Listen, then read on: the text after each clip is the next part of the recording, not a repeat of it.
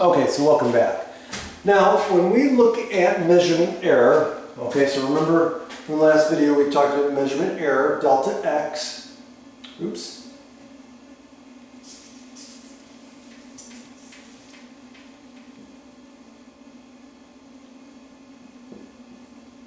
or dx, right? And then we have propagated error, which is delta y. Those are what we call absolute error, meaning that it's a difference. You're subtracting the two values, right? So for the propagated error, you're subtracting the actual error in the dependent variable with the calculated error, with the hold on a second, let me rephrase that. For the propagated error, you're taking the measured value of what's being calculated. So you have the calculated value based off the measurement, and then you have the actual calculated value. And if you take the difference of those two values, then you get the propagated error. And likewise with the delta x or dx, the differential, it's a difference between two values. In fact, the error here, delta x, the measurement error, is the difference between the actual value and the measured value. Okay, so again, those are what we call absolute values. But a lot of times we're interested in the relationship or the comparison or the ratio of the absolute value as it compares to the size of the quantity being calculated. Okay, so for example, if we have delta q as the propagated error for a measurement, right, for a calculated value, and we want to compare that to the actual value that was being calculated. So this is what we would call relative error. Okay, when we take this ratio. Okay, now, if we take this relative error and express it as a percentage, right, as a percent decrease or a percent increase or a percent change, then that would be, so expressed as a percentage, it is called, and you might have guessed it, percentage error. Okay, and so that's what we're going to start looking at now. Okay, so an example, if we were to measure the height of a ladder.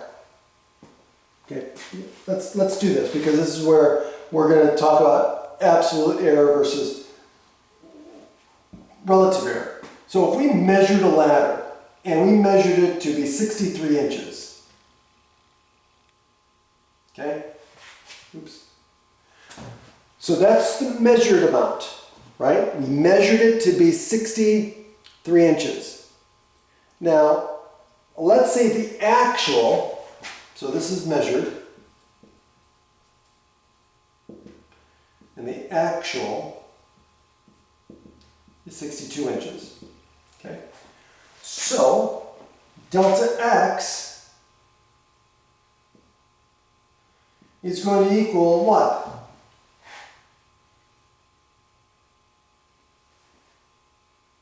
It's going to be the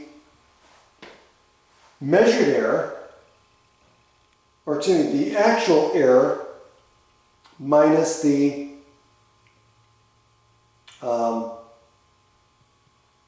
actual. Now, one other thing to talk about is they're absolute in the fact that we're talking about absolute value, because again, if it's higher or lower, the absolute is going to include absolute value set. I forgot to say that. Okay, so the absolute error would be the absolute value between 63, but it's usually actual minus measured, right? So it's the absolute value of actual minus measured.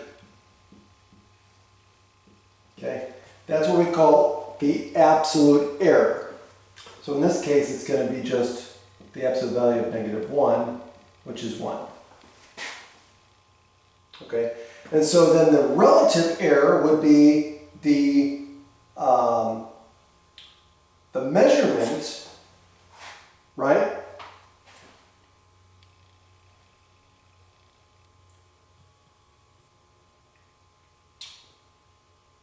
Okay, compared to the actual value.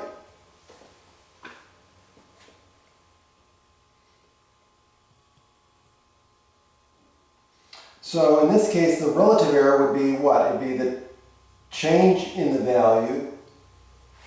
Well, let's call this delta Q, just so we don't get confused with delta X. So this will be delta Q. So this is going to be delta Q, right? And then over Q. So this is going to be equal to 1 over 62, right? So it's the absolute error divided by the actual value, the actual measurement. And so the relative error would be 1/62. Okay? Or 0. Oops, I think I have too many zeros. It's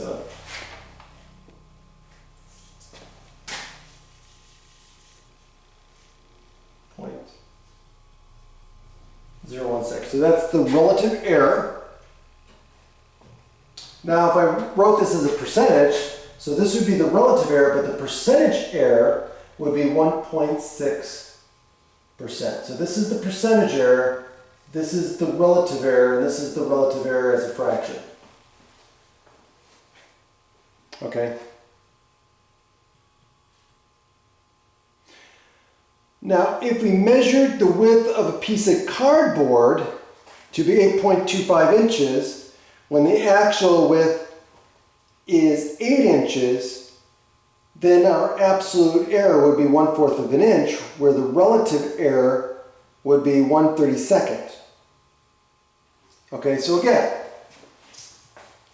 if we take delta Q, right? So in this case, if we're measuring a width of cardboard, so delta Q is going to equal the measured amount minus the absolute value of the measured amount minus the actual amount. So if the measured amount was 8.25,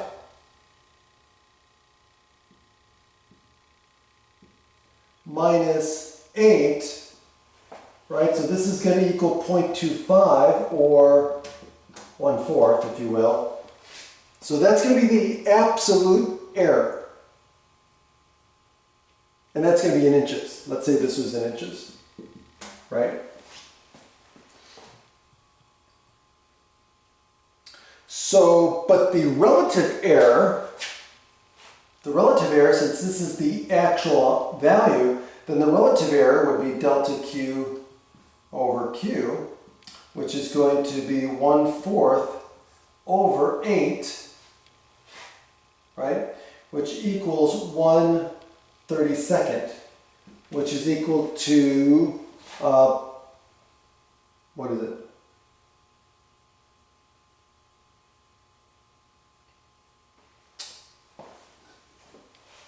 They don't give it as a decimal. So this is the relative error, and then the percentage. Well, actually, we can put it. It's going to be.